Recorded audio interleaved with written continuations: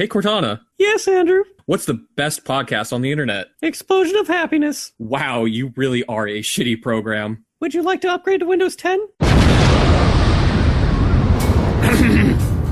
Now I cleared my throat before I started this time. That way I don't have to start over mid-speech like I always do. Nice. I'm getting better at this.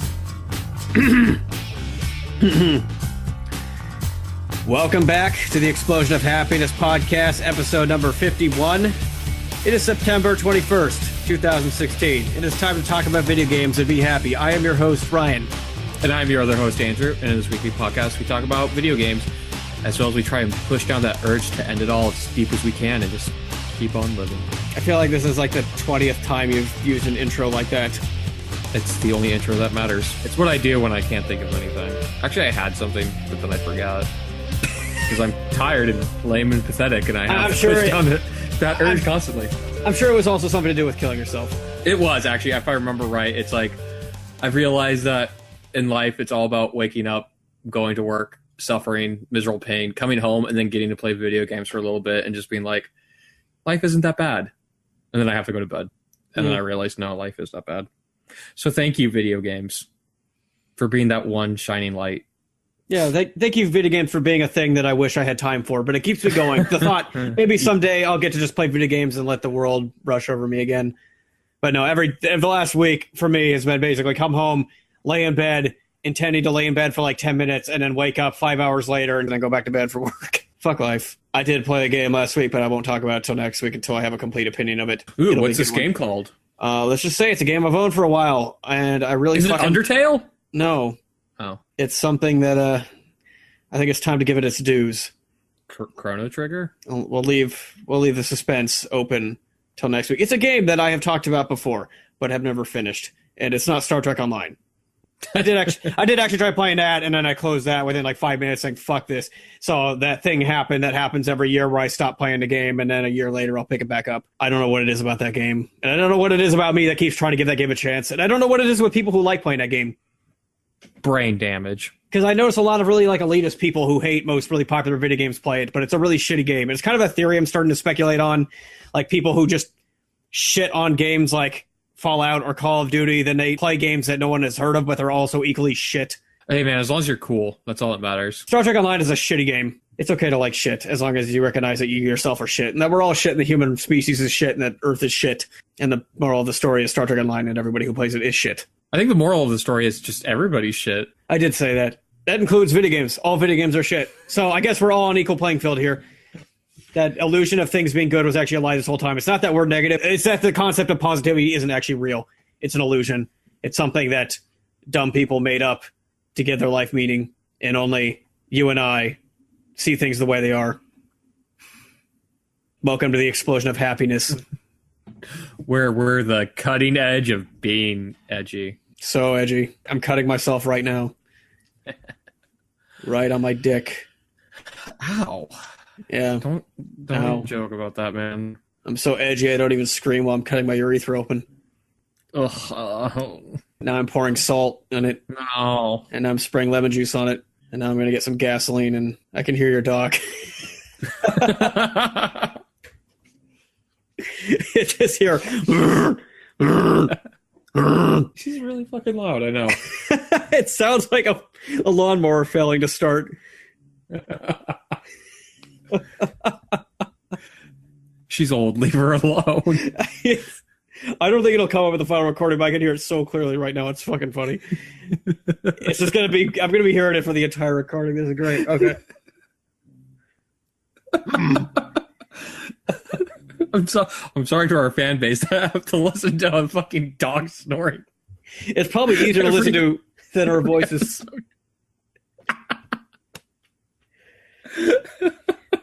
If we want to take a vacation, we could just make an entire episode of the dog. Just do an intro, be like, we're going to be out this week. Andrew's going to be in Vegas, and Brian's going to be in a corner crying for the next week. So, without further ado, here's Ginger. Her name is Ginger, right? Pepper. Close enough. Yeah, Ginger you actually, that was pretty close. I'm surprised. Pepper. Here's Pepper. Ginger was actually going to be her name if she was a blonde Cocker Spaniel. I must have... Where did I get Ginger from? I must have known something named Ginger. Gilligan's Island? No, I mean like an animal or a pet or something. I don't know. Gilligan's Island, Ginger was a woman, and those are pretty much pets. Yeah. So. For some reason, there's a law to keep them on leashes, though.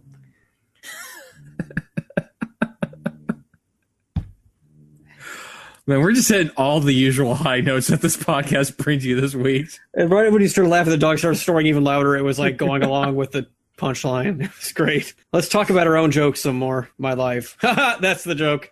Did you play any games? Probably not. I've just been playing Final Fantasy. I've seen you on Steam like a total like 5 minutes in the last week. Oh. Yeah. I've played a little bit of Mankind Divided, and every time I play, I'm like, oh man, this is a good game. I should play it more. But then I don't, because every time I think about playing, I'm like, that takes too much time. I don't want to play it.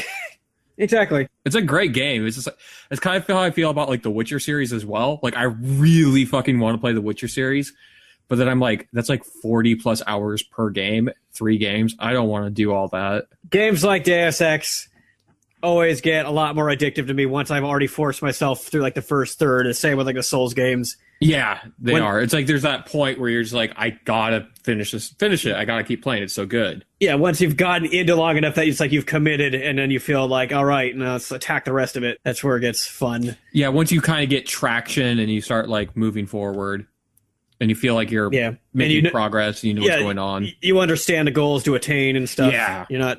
That's probably it. All the different skills, you're not really sure which way you should go or what you should spec up, and then once you've just gone through it a bit, then you know. So really quick, I want to talk about something we were talking about just a moment ago. Okay. If you search on Bean with safe search off, of course, Gilligan Island Ginger, the first page of results is just pictures of her.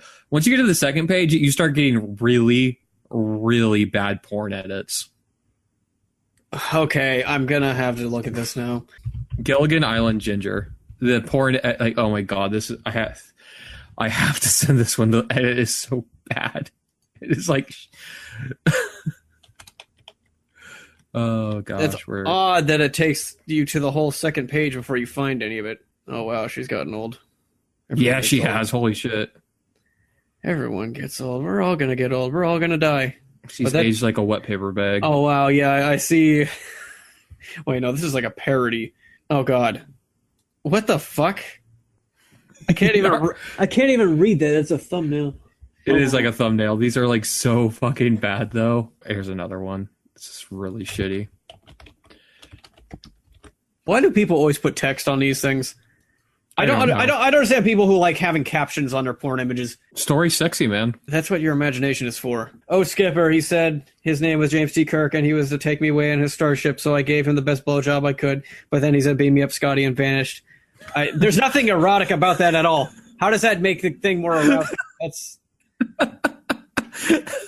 You combine that with a really, really bad pose and face edit. Like, yeah, not even these like the picture edits aren't even sexy. They're just weird. I always assume that the people who make these specific kinds of things are just mentally deranged and they have like one super specific fetish and they're completely untalented. Yeah. But this is like the only thing they can get off to, so they have to make it themselves. They try to make it. Well, I mean, at least they're doing something with their time. Yeah. It's better than to just sit around looking at porn, I guess. To make really shitty porn is one thing. Weren't we trying to talk about something related to video games? Oh, no, you were talking about Bing. And then no, we were talking about Mankind Divided and how like it's hard to get into games like that. Yeah. Because like I really want, like in that same vein, I really, really want to play Witcher 3. And my friend keeps telling me, just play Witcher 3. Don't worry about 1 and 2. But it's like, I can't. I have to at least try and play Witcher 1 more. Yeah, don't be I can't just like skip it. Only casual skip the predecessors. If someone tells you skip this one, it's shit. At least like fully understand it's shit before you go into it and then do the best you can. Like try to build up a thick skin and then go into it just so you understand the game. That's what I do. Yeah, like with the first Witcher, I went into it, I guess, expecting a more action-oriented combat system. The combat in the game is just a test to see what potions you have. The game's really about alchemy. And now I get the feeling if I was to go back and play it with that expectation in mind, I'd like it more.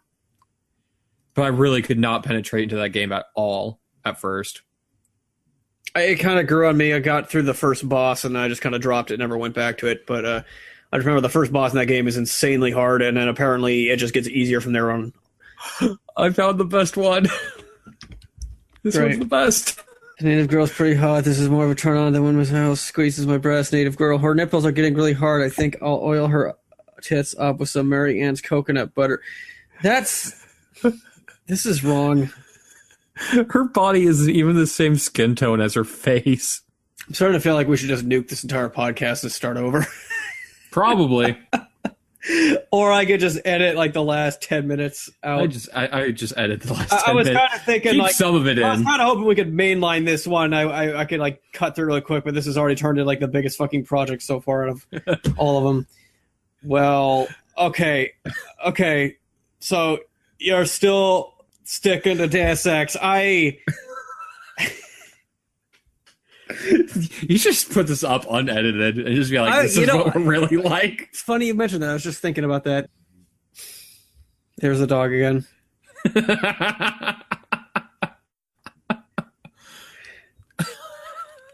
How about I just title this episode Disaster and just put it up like this? It's our 51st, so our big important one was last week. We don't have to try now. What do you mean? We never try. We're trying extra hard to not try right now. This is true.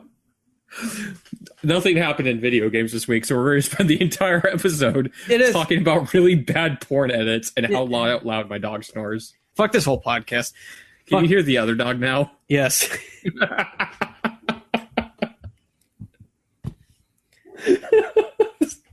This is such a shit show. Considering that's what we should have really named the podcast from the start. Shit show. This is like even more impressive than usual. With how shitty we are. Holy crap. The icing on the cake is I don't even care how shit it is right now. I really don't give a fuck. I'm telling myself we should get this on track, but I don't feel like it. I don't care either. I've been getting so little sleep lately. I'm just like so fucking tired all the goddamn time. Gears of War 4 will have split screen co-op on PC. Thank God. Oh wait, we'll have PC. What about Xbox? I'm assuming yes, but that would be fucking hilarious if it did. That would be amazing. To maintain 60 FPS, we have dropped split screen support on the Xbox. Oh god, that's always, man. If split screen came to the PC port but not the Xbox port, I'd probably just light my Xbox on fire. Yeah. Oh shit! I got beer back. Wow. Andrew left his headlights on. It seems crazy. Oh, hello. Can you hear me, Andrew? Hi. Oh no, he's gone. What? Oh, that sounded oddly strenuous for him. So anyway, dear listeners, if you have not noticed, this whole podcast is just a fucking flaming disaster. You're welcome to go down with the ship along with us. Bark. I'm back. Just give me a moment. I'm sitting down. Putting on my headset. All right, I'm back. My eyes are completely glazed over. I can't even read the screen anymore. I might as well just call it. No. Okay, let's. All right. Here's a hard-hitting news story. Dear Esther is getting a stage play adaptation. What? Yeah. Mind-blowing. Not really. I think it was Dear Esther again. Dear Esther is like the first walking sim that kind of started the trend of walking sims on Steam. Oh, okay. And I kind of thought it was neat in that sense, but then they started making a million of these. Yeah, I don't know. I kind of feel like, yeah, that makes sense, but that also just to me kind of says this doesn't need to be a game in the first place, does it? Why don't you just fucking... How can you simulate walking with a stage play? That's a good question. That's a really good question. Maybe it'll be something really fucking incredible. I don't know. It's probably just going to be a guy sitting in a chair narrating the whole thing. And probably. They tell the audience, close your eyes, use your imagination. That's the play. That's the real play. Yeah, Dear Esther was about the deserted island that's like missed without puzzles, more or less. Yeah, and spoiler alert, I don't know because I don't know for sure, but I think the game, it like implies that the main character is like in a coma or something. Oh, fun. Yeah, that twist. Psyonix, the developer behind Rocket League, came out and said, We don't like toxic players, and neither does our community. If someone out there targets you with abusive language, makes threats, or does any of the other bad things we've listed in our EULA or terms of service, then it's a bannable offense. We aren't going to ban someone for using a quick chat sarcastically, but using racist, sexist, or otherwise hateful language is grounds for bans. Duh. Probably means they're going to be over-moderating the fuck out of their community pretty soon, because usually you don't have to come out and say these things. It's just kind of a given. But when you have to come out and make a hard stance on it, that usually means you're going to be unfairly picking and choosing who you go after. Yeah, that's true. I mean, to be fair, it's popular on Twitch. That's why it's so, in quotes. I mean, first of all, I hate the word toxic. I don't know about you. I fucking hate it. It's such a shitty buzzword because anyone can use it. You can call anyone or anything you don't like toxic. You can say anything you disagree with is toxic. I don't even understand what like the definition of toxic is. It's just like the go-to description you give to someone you don't like. Toxic is an interesting word. I think, in my mind, toxic is something that actively makes the community worse. Bad behavior that breeds other bad behavior. Right. So yeah, because like just calling people like you're a shitty player, that's not necessarily toxic. But when that sort of contempt causes other people to act that way as well, that's when it becomes toxic. But then I've seen plenty of annoying twats in Counter-Strike just calling bad players toxic and stuff like that. So it's like that, like words like that, and calling people cancer. It's just like lost. It's lost whatever meaning it originally indicated. But the thing I don't like about toxic is it's like anything you deem as bad behavior can be called toxic, I guess. So it's like when a fucking game developer comes out and says we're going to be banning toxic behavior, what the fuck do you mean by that? But anyway, like I said, Rocket League is huge on Twitch, so good luck. If you start actually enforcing that, you're going to lose all of your Twitch hype, and then your game's going to go away. That's kind of the state of things. Like, you can't have your cake and eat it too. If douchebaggery is the face of esports, that's what you have all created. So deal with it. Yeah, douchebaggery is If you don't want is the face of the internet. If you don't want an in quote toxic community, don't pander to esports. Can I say how glad I'm going to be almost done with Counter-Strike pretty soon? Yay! I set out with the goal to achieve the 2016 service medal. I'm like level 31 right now. That's 9 more weeks, 1 level a week. So by the end of November, I'll be done. Hopefully, it's not like I have a heroin addiction after that point. I played the game enough to the point that I'm just bored of it. The only reason I keep playing is if I really cared about the competitive side and wanted to push myself to get as good as possible. But I don't want to be among the other people who like to push themselves to be as good as possible because I can't fucking stand them. Because they're toxic. Toxic, yeah, exactly. The Counter-Strike community is very toxic, is what I'm saying. I find it very problematic, and I think it needs to be completely reformed to suit my needs. I think everybody that is a bad person, and by bad person, I mean they have an opinion different than my own, they need to be banned. Exactly. All they're really doing is just bringing everyone else down. And by everyone, I just mean my own opinions. They need to make it a safe space. Yes. Have you played Rocket League yet? Yeah, I played it a shit ton for like a week, and then I kind of stopped. Okay, yeah. I played it like 2 or 3 times, and I found it to be really fun when I was playing it with a friend. I have no interest to play it solo at all. I played it solo, and it was a lot of fun. It's just... It's almost like a really good, fun mini game or something. Like, right. I'm not trying to call it a mini game to say... Because the game is incredibly deep. Yeah, There's it is. High skill ceiling. I'm not trying to belittle it by calling it a mini game. It's just... I never have the outright desire to play Rocket League, so I never do. But if I were to, I know I'd have fun doing it. It's just a very casual, fun game to play with friends when you feel like it, and then put it down. I can kind of see why people would want to stick with it and get really good at it, since the high skill ceiling, but I've never had that urgency. Yeah, I've seen some YouTube videos of like people who stream Rocket League every fucking day of their life, and they can do the most craziest fucking bullshit, and it's just like, it's very impressive. And then I go and play it, and I'm basically driving like I'm an 80-year-old grandma. But it's still fun. Good luck, Psyonix, removing the toxicity from your community. Part of me hopes this is just them stating the obvious, that like, hey, we get you people are complaining, but this is already in place, and this is all we're going to do. They're just like doing this as a kind of reminder to idiots, you know? But if this is actually saying, hey, we're going to change things, and that might be bad. Because whenever I played Rocket League, I never ran into toxicity. That might have changed over the year, but... I think anything that can be solved with a mute button shouldn't be considered toxic behavior. Anything that's like outside the confines of the game to get to some other player to like, I don't screw with them. I don't know what that would be. Like actively following them game to game and throwing matches while you're talking shit to them the whole time, that Yeah. would be going too far. But just saying mean things, you're right, there's a mute button. There's something you can do on your own personal level to solve that problem. Should be able to mute and report them, and then if a ton of people report them, then it's like, okay, yeah, you're getting banned because you do it all the fucking goddamn time. But yeah, if it's just like you say a bad word once and you're banned like it's fucking Club Penguin, whatever. I remember that. Well, you want to talk about Digital Homicide then? Oh, sure. Okay, let's see. Where is it? Here we go. I'm sure everyone's already heard the story by now, but let's bring it up for fun. Let's bring it up so we can laugh about it ourselves. Digital Homicide, famous for making shitty games, specifically The Slaughtering Grounds, which is kind of famous because of Jim Sterling's review and then how they went after Jim Sterling and threatened to sue him. Well, they had all of their games pulled from Steam, which is neat because their games are giant pieces of crap. And they are very hostile to people who review their games poorly. Well, after being removed from Steam, they have announced that they're seeking legal representation so that they can sue Valve. They were going to sue like 160 different critics or reviewers for quote-unquote slandering their game. And then when they claimed they were going to do that, Valve shut them down. And then Valve sued them. Wasn't that the case? Or are they suing Valve for shutting them down? They're trying to sue Valve for what? I don't know. Okay.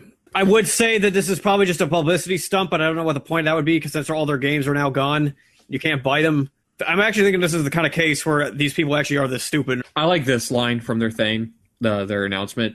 We submitted numerous reports and sent multiple emails in regards to individuals making personal attacks, harassment, and more on not only us, but on other Steam customers who were actually interested in our products. The lawsuit that was submitted in regards to a handful of Steam users has been labeled by the media and now Doug Lombardi's, a Valve representative, statement as being hostile to Steam users, which in general is incorrect. Well, threatening to sue them. That's not hostile at all. That's standard business practice. What are you talking about? I'm looking at footage of The Slaughtering Grounds right now. I've never seen this game before. This looks really bad. The lawsuit recently filed is solely in regards to individuals where no resolution was able to be obtained from Steam to provide a safe environment for us to conduct business. By removing us for defending ourselves against harassment, Steam is openly stating you cannot defend yourself from examples like these. And then they post some of their shitty reviews they got. Oh, they're suing people for saying stuff. This game is so extremely blank and blanking gay. Oh no, somebody called. This is not.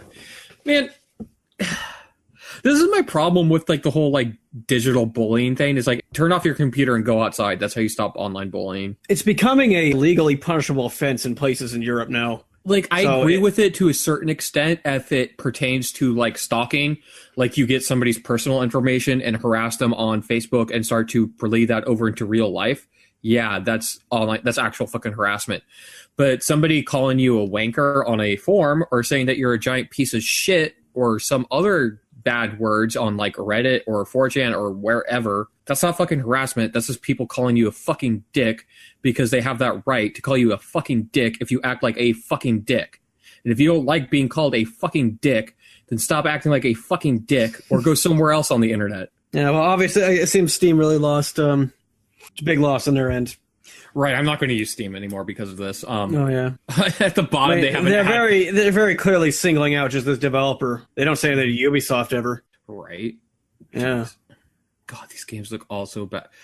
Oh my god, these games look terrible. But you can get a 50 game bundle from them.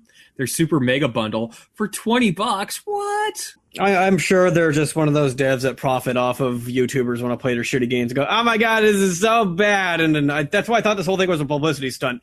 But if their games are actually pulled from Steam, maybe instead of suing Valve, maybe they sued Valve, but then they under the table like, hey guys, no, actually, this was just a joke. Can you just play along? We'll pretend like we got beaten down by you. Dude, you have to look at the title cards for their fucking games on their store.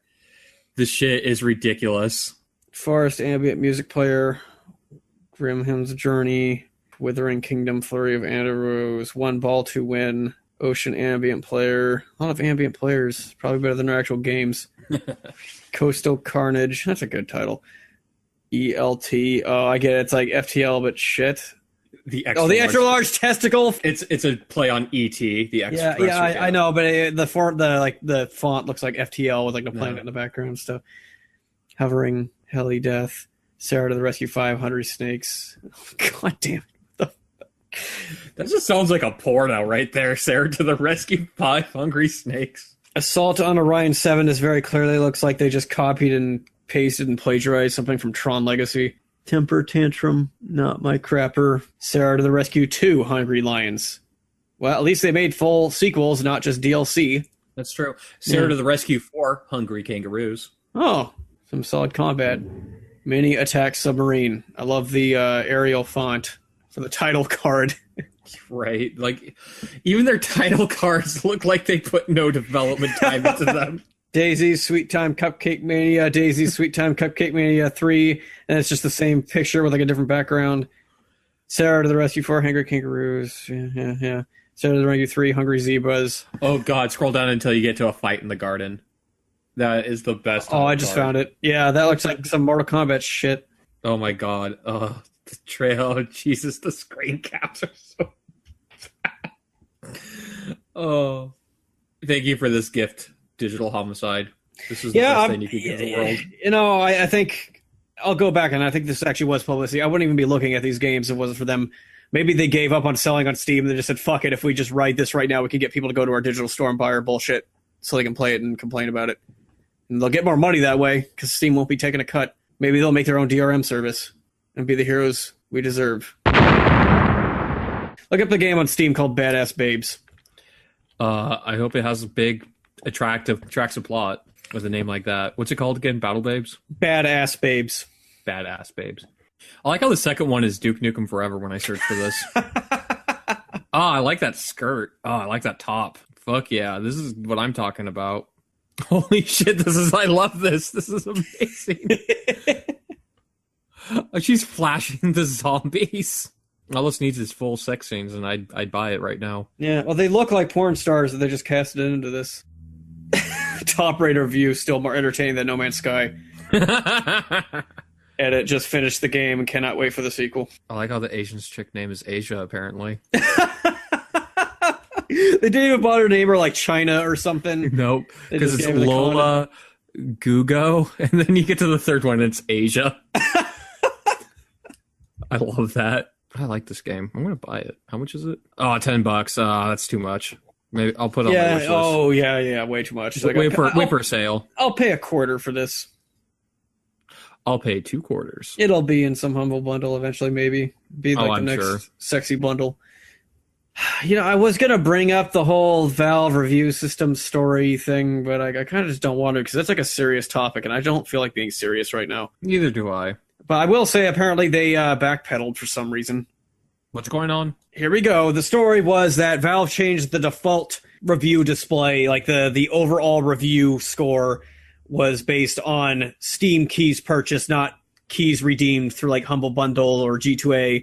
And I actually kind of like this idea because the reason they did this was to prevent developers from handing out free keys to a bunch of viral marketers and then having them go review up their game, which makes complete sense. Yeah, makes complete sense. Now, obviously, most people took this as, well, you're invalidating all these other people who bought the game, saying that their reviews don't count. But the thing is, this was just a filter, and the default was that it only shows keys bought directly through Steam, but you can still show all reviews, regardless of purchase method.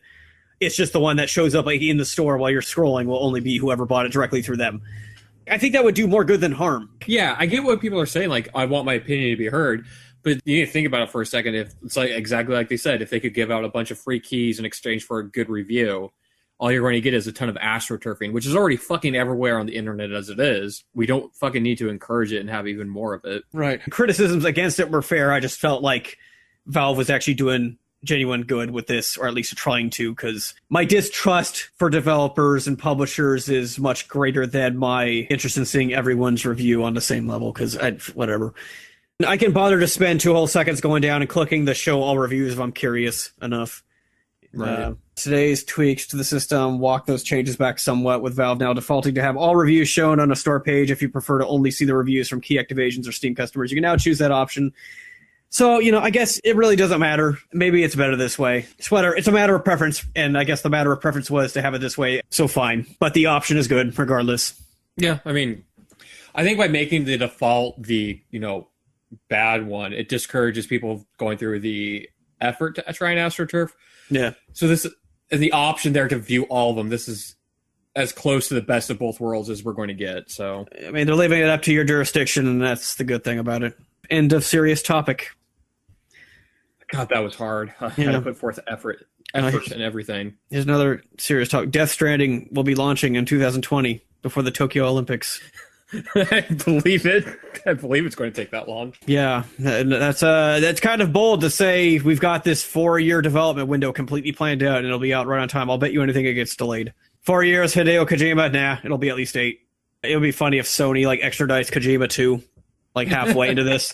Like, oh, fuck it, never mind, you guys can have him back. And like, no, we don't want him, you keep him. He's like, hey, Nintendo, like, no, stay over there. And then he opens up an indie studio and fucking God, I don't know. He has enough cult worshippers that people would just donate to his Kickstarter regardless, and then he just blow all the money on fucking the opening cutscene or something. He'd do a Kickstarter for the Kickstarter. Yeah. Like, he'd put up a Kickstarter that's just him asking for money, be like, I want to do a Kickstarter, but in order to have a big, successful Kickstarter, I need a really awesome trailer that gets my idea for the game across. And I'll have, like, really shitty, like, hand-drawn sketches. He's like, obviously you can see I'm not an artist, but here's the general idea I'm going for. Now, if you give me enough money, I can hire real artists and make a super awesome trailer. I'm just asking for $10 million. Guys, this is Kojima we're talking about. It'll be worth it. And he'd get it. He'd get the $10 million. And then, like, 2 years later, the trailer would come out. And he'd be like, all right, as you can see from this trailer, I have a really good game in mind. All I need is $2 billion. And then in 2042... Hey, if someone was going to make the most expensive game ever made, Kojima probably wouldn't be the worst at it. You could give it to Bungie and Activision, who spent $100 million marketing Destiny, and the game was unfinished.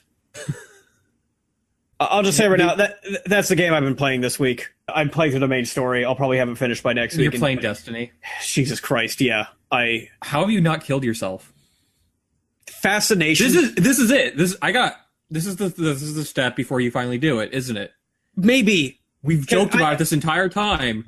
Ryan, I love you. Just so you know. Just remember that. I've tried the game like 3 times, and it's kind of like the Star Trek Online sort of effect on me, where it's like, this is a really bad game, objectively. I know why people like it. I think it's dumb, but people still like it. And I want to feel what they feel. I want to understand this part of human psychology that just makes people want to go towards this and spend time with it. And the more time I spend with it, the more I hate it and the more I loathe it. And yet the more fascinated I continue to get with it, and the deeper I want to go. It's something really genuinely sick when you think about it. The farther I get into Destiny, the more and more I realize how, like, this game. I thought it was bad before. I didn't realize that it's like Jesus Christ. Like, I'll just leave it at that. Like, I can't wait. I just can't wait for the review. Like, I've gone into it far enough. I can say there's things about it I like, but then when you just look at the whole big picture of what that game is, what it turned out as, I'm at the point where I think I understand conceptually what they were planning with this game, and it's kind of awesome what they wanted it to be. But then you look at what it actually is. And I can't imagine, like, why do people play this? Why didn't everyone just all collectively stop playing this? Why didn't they all file a negative review on Metacritic, give it a 1 out of 10, tell Activision, you fucked up, and then Bungie can go fuck off and go make good games again or something, but now they're going to be stuck making this fucking shitty game for the next decade? I don't understand. Isn't the basic idea of the game just like, hey, Borderlands is good, but kind of shitty. Let's just make a really, really good Borderlands. It's like Borderlands with multiplayer. Except not really. There's other people around you. Like, I'll say the great thing about the game I've discovered so far is when you're just running around a hub area and there's just other players running around, and occasionally one will start some event or something and you can run over and go help them. And then you kind of in this brief moment have sort of this, I hate that I'm about to call it this, but I don't know what else to call it, very Dark Souls-y like experience where you just kind of temporarily run into another player and work together. And then you beat the thing, and then you get a thing that does nothing, but at least you felt good, like being a part of a little thing with some random stranger. And then you do your little dance animations back and forth, and then you go on your merry way. Like, that's kind of cool. I had that experience yesterday. That lasted like a good 3 minutes. And now I don't think there's anything in the rest of the game for me to experience other than I'm just playing through the main story and leveling up, collecting slightly bigger guns, getting a feel for all of them. It feels good. Don't you want to do the raids? No. I don't, because I don't want to take the time from my life to get up. Like, and not only that, I don't want to force 3 other people to take time from their lives to join with me. That's what's really sick about this game. Is like the only way you can really play it to its full potential is to get 4 people together to play it. But that's like you need 4 incredibly stupid people to stop doing meaningful things with their time to sit down and play this game. It's like, if I could get 4 people together, I'd rather play Left 4 Dead or something. Another game I don't even really like that much, but I'd still rather be playing this with people than Destiny. I don't know. I don't know, Andrew. I'm hoping to know by the end. Like, I know why people say they like Destiny, but I don't. I understand, but I don't They understand. like the idea of Destiny more than they like Destiny. No, not even that. It's deeper than that. It's something genuinely psychological. It's more than buyer's remorse. It goes deeper than marketing. It's something that I've never understood before, because any other mass marketed game, like No Man's Sky, comes out, it shits a brick, and then everyone goes about their business. But people are still playing Destiny.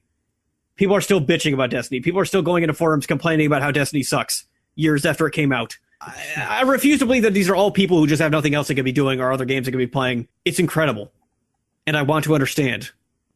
I'm on a journey to understand. Well, I hope you do understand, and you can give it to it. You know, this is. I think I probably just explained everything I'm going to next week. Oh, well, the thing that's baffling is I don't know a single person that just came out and said Destiny's great. I love Destiny. Destiny's a good game for this reason. I've heard a lot of people defend it, like apologize for it and say, no, it's not that great, but I still just like playing it. Like, the best answer I ever got from my friend Max when he was playing Destiny with a bunch of guys, and I was like, why do you play it? Do you like it? And he's like, no, I really don't like it at all. I'm like, is any part of it fun? And he's like, no. I'm like, what is it about it that keeps you playing? He's like, I don't know. I just do. And then, like, eventually he said, well, I don't know. It's because my friends are playing it and I like to be competitive with them. I'm like, okay, so it's like a mob mentality. Like, you're all in it, so you got to keep doing it. No one can grow the balls to pull each other out of it. Is that it? But now I'm playing it. I have no one else playing it. Like, I have no friends playing it, but I'm still playing it. I was sitting on my couch every day. My wife comes home. I'm playing Destiny. And she's like, you're playing this shit again? I'm like, yeah. She's like, why? I'm like, I don't know. I'm like, oh my God, I'm becoming them. I don't know why I'm fucking playing this shit, but I'm doing it. I'm not enjoying it. It's not a good game. I could list a million reasons why it fucking sucks, but it's almost like I'm getting joy out of seeing it suck. It's almost like something depraved. Like, I'm playing this really shitty game made by this really great developer that went to a really shitty publisher and probably gutted the entire development team. I watched this documentary from Bungie when they were like making Halo 3 and just listening to them talk about how they will design beautiful, incredible in-game landscapes, but if they play it and it's not fun, they'll scrap the whole thing and start over. And it's like with Destiny, they must have gone with the exact opposite approach, or something just went completely fucking backwards. And like, it makes sense. All these people are leaving Bungie. All these like heads of the studio are leaving. It's like this incredible fucking disaster. Again, like No Man's Sky, it's like you just play it like, oh yeah, it's just a disappointing, overhyped piece of shit. But Destiny, there's something way more fascinating than that. It was like designed to be addictive, but it wasn't. But you're still fascinated by that aspect. And I got to give it another week. I got to get to the bottom of it. If there is a bottom to it. I don't know. This could be it. Maybe I'll just start playing Destiny every week from now on. And I'll, like, a year from now, I'll be like, I'm still playing Destiny, and I want to die. I believe in you, Ryan. Yeah. I guess that's it. I can sign off this podcast on that note. Oh, I actually have a funny story to tell. Okay, cool. I came home from work, turned on my computer, first thing I did. I don't know, went to the bathroom or something. I came out, and I hear the sound in my living room going, and I'm like, that's either my computer about to blow up, or that's a loud truck parked outside my window. Please be a truck, please be a truck, please be a truck. I come out, it's my computer, but it's actually just my fan. So I turn off the computer, I pull off the fan, I clean it, put it back in, starts making the noise again. I go, okay, the bearings are probably fucked. I just need a new fan. I go on Amazon, buy a new fan. Like 5 seconds after I click the order button, the fan stops making the noise. And it's still fine. It has been fine ever since. So it's probably good to have that fan available because it's going to happen again. Oh yeah, you could always use a spare, but I was just thinking, like, this is like the life of being an adult right here. No, what actually happened was Amazon knew you would do that because of all the data mining Windows gets from your PC. Right. Amazon just knows that you're that kind of person. So they hacked your computer and sped up the fan on purpose. And then as soon as the order was complete, they're like, okay, we no longer need to be fucking with this fan. Microsoft dropped support for Windows 7, so Amazon wormed their way into my Windows 7 build, and then, yeah, right. Exactly. Good enough for me. And you know who's okay with this? Donald Trump and Hillary Clinton both. They're actually secretly married. Bill Clinton is nothing but a dummy. Sure. No matter who you elect, everything's going to be over this year. They've already won. The lizard people have won. If we combined our human entities together, could we run for president? We're not lizard people. Only lizard people can run for president. How do we become lizard people?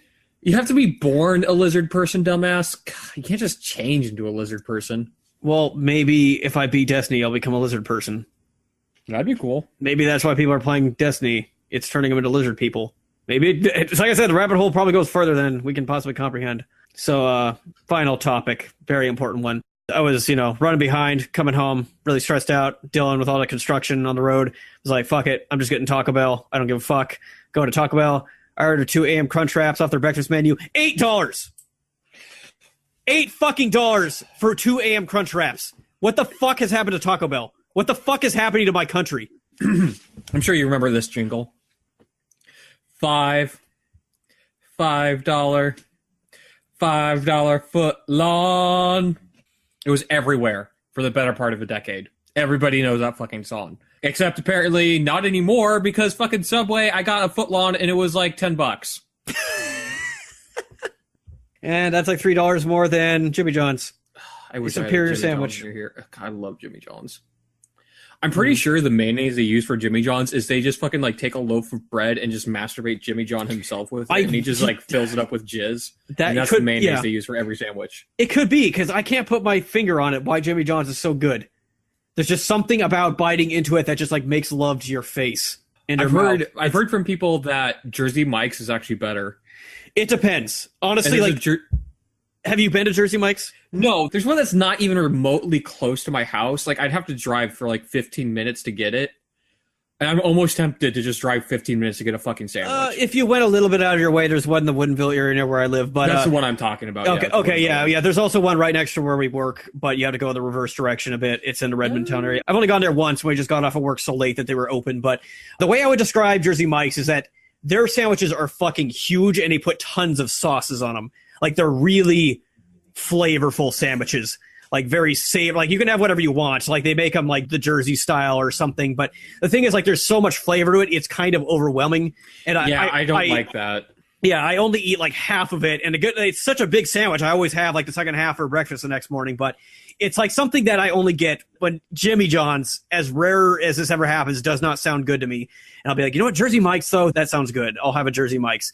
But honestly, one of the reasons I prefer Jimmy John's over them, among many of the reasons, is the fact that Jersey Mike's is like I think they're kind of trying to compete with Jimmy John's. You know, the Jimmy John's style is like, it's like a very proactive, live your life sort of attitude. You go in there, there's like all the motivational things everywhere, but like good motivational things, not like the bullshit, you're a special snowflake motivation, like the life lessons and stuff. Like the be a decent human being, don't be a piece of shit stuff. That's kind of obvious, but like just things that are like actual beneficial. Like Jersey Mike's, like their style is, they're like really social. Like they train the people behind the counter to like have a conversation with you, like ask you how your day is and how's it going. Like they like want to be your friend.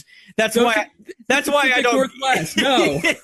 That's why I don't go in there, because I always go there after work where I'm just like, fuck everything. I just want my food and go home and just be a lazy, angry asshole. I go in there like, hey, what's up? Good morning. How's it going? You know, how's your day? What do you got planned for this evening? I like, fucking just give me. And you gotta put on like a fucking mask and do that fake smile. You're like, hey. And it's like, how's your day going? It's like, oh, it's going good. Are you excited for work? Actually, I just got off. Oh my god, you worked nice. That's so interesting. Yeah, I worked nice. Oh. Yeah, one thing that I get self-conscious about is when people who work at fast food restaurants recognize me. I never. Yes, I never. One time I went through a McDonald's drive-thru, and a guy I knew from high school was working there, and my first thought was like, "Oh, this is the last time I'm coming to this McDonald's." I feel like such a piece of shit to go somewhere so often while they'll like begin to know me, and they'll like be able to like smile and they like know what my order is before I even go there, and. Yeah, that was the thing about Jersey Mike's, is like they're trained to remember you and like befriend you and stuff. So I go there. No. I only go there once I'm positive that whoever was working there the last time I went has probably moved on by now. That's a nightmare. Yeah. But you know, if you love that, if you love having conversations, getting to know the people who make your food, then you'll love Jersey Mike's. But Jersey Mike's like sounds like something that started on the East Coast or it started in like LA or something, California. Yeah, they got like here. Yeah, they got like surfboards and stuff, and Yeah, Jimmy John's is much more my style. I like Jimmy John's because it's like, can I get this with this? And they're like, okay, it's this much. I'm like, cool, thanks. And they're like, your order will be right up. And then I walk over there, and the guy doesn't even say anything. He just like holds out his hand with the sandwich, and I grab the sandwich and then I leave. Yeah, perfect. Like efficiency is their thing. Like exactly, like the fastest subs you can possibly make, and like they're polite, but they don't waste their time. They don't have confidence. They're like, yo, like here's a sandwich, have a good day, and like yeah, thanks, and they're like thank you, and whatever. It's I like that. That is something that like really drives me nuts. Is like be nice. But I hate when people are like the politeness or the nicety where it starts to waste time. Yeah. Like that with your friends because you're willing to make time with your friends. But it's like just random strange people. It's like, I don't need to make small talk with you. I don't give a shit about you. I can't really fault them for that either, though, because, most people love that shit. Most people love being pandered to like that. So it's like... And I acknowledge I'm not most people. I know. No, you and I, we're men. We fucking work our asses off, and then when we go somewhere, we just want our fucking sandwich, no questions asked. Just give us our fucking food. Here's our money, bye. But that's not how it goes for most people. Most people want to go and befriend everybody, and fuck that. Fuck making friends. Fuck being happy. Just want to give me my fucking sandwich. I just want to go home. I want to sit my fat ass down on my couch. I want to put on Netflix. I want to watch a little bit of a TV show while I eat my goddamn sandwich, and then I want to go take a shower and fall asleep and take a sweet nap. And don't forget the part where you cry a little bit. Yeah. That's what I meant by when I take a shower. Okay. I just turn on the water as hot as I can so I can sear the pain and misery from my soul while I curl up on the ground of the shower in the fetal position, and I just sob really fucking hard. And then after a while, somebody will knock on and be like, is everything okay in there? And I'm like, it's fine. Go away. Yes.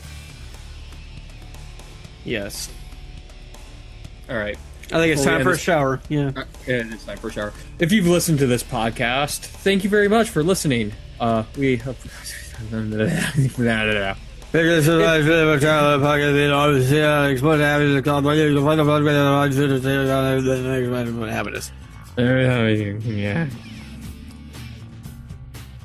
right. If you've listened to this podcast or any of our podcasts, sincerely thank you. Hey, Ryan, where can they find us? You can subscribe, stream, or download our podcast via the RSS feed on explosionofhappiness.com. You can also find the podcast on iTunes or stream our content through YouTube under the channel Explosion of Happiness. That'll be all. Thank you for listening. And until next week, goodbye.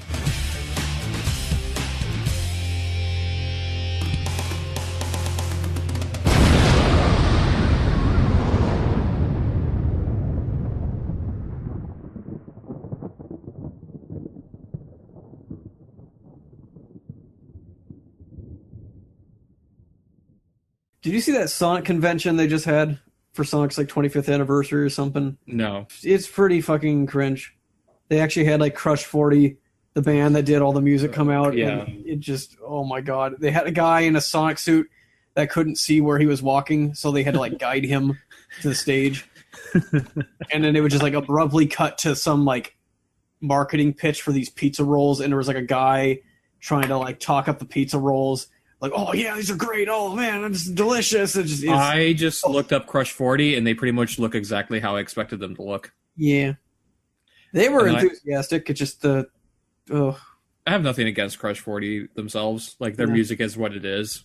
Yeah, I liked them when I was younger, and the thing I kind of realized is a part of adulthood is you look at your library of music you listened to in high school, and they're like, holy shit. Yeah, there's some stuff that I still like Linkin Park, but yeah, I know what you mean. Well, I find that the artists that actually change and adapt tend to stay good, even when they change in ways that piss out. I was listening to 9 Inch Nails' first 2 albums, and I was like, holy fuck, this is too angsty for me. Yeah, right. It's just too much. Did you know about this music video they made in 1992? No. I almost want to save this story for later because it's something I actually want to. I'll have to show it to you. But it was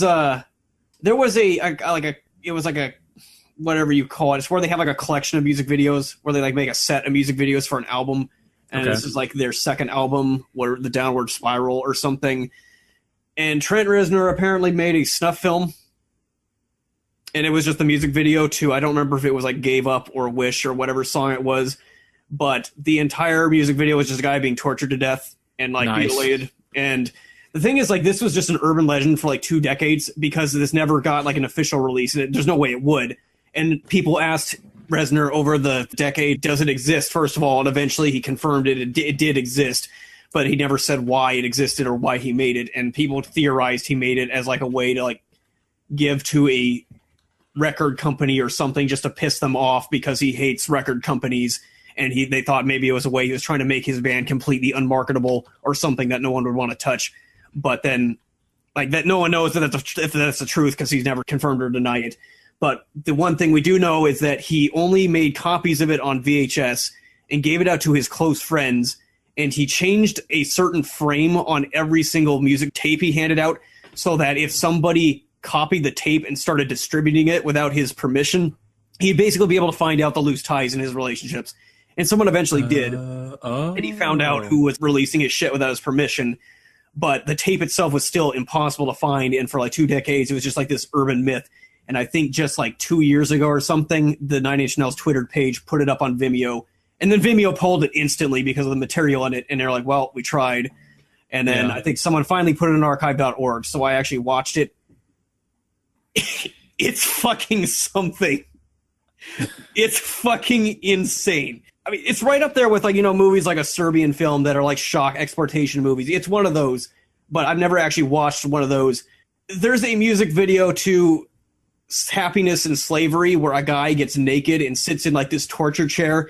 And at first it's just like the thing is like poking and stabbing him and like pulling on his dick and stuff. And eventually it just fucking like shoves like this fucking saw grinder thing straight onto his ball sack, carves up his fucking, like, I just like when the guy's like having orgasms while it's happening. The one that came up after that was just straight up the guy getting tortured to death. And like, I just remember as the music was going and like the imagery of this guy just getting carved up and stuff, and just my brain just kind of started shutting down, and then the video just ends, like cuts to black. Nine Inch Nails of 1992, ladies and gentlemen. They used to be kind of fucking insane compared to now. Now he's actually like mentally healthy, but it's really funny. Yeah, it's so weird to look at a picture of Trent Reznor nowadays because he looks like a functioning member of society. Yeah, I actually like his modern music. It's like a lot more upbeat, and a lot of people are thinking the reason why he never wanted to talk about this video he made was maybe because he was trying to clean up his image and he didn't want people to know about it. But now he's like, you know, he's come out and confessed to making it. Right. This is the thing I did, but it's like he's not who he was back in the 90s. So yeah, he's not an angsty little shit anymore. Right. And he looks good with the fucking beard, I think. Like he looks like he'd be a, what's his name? Gerard Butler double almost. Yeah. But yeah, then you look at him back in the 90s and he looks like such an angsty shit. Like, and then I realized, you know, that's how I used to dress and look like, so. The first music video in that collaboration was just a normal one. I forget what song it was. It was just them in like a bondage dungeon, like dressed in like trash bags, like just fucking like thrashing and stuff in like some fucking like Mad Max setting. I'm like, yeah, that sounds right. Nine Inch Nails has changed so much. But yeah, you should come over and have a beer and we should watch it together sometime and just go, holy awesome. Shit. Yeah, and then we'll watch the Gamergate fucking Special Victims Unit CSI, whatever. After that, that'll be like a good upbeat thing afterwards. But sounds perfect. Yeah. Anyway, I'm going to go now. Go and cry in the shower. Yeah. Yeah. I'll do the same. Bye. Bye.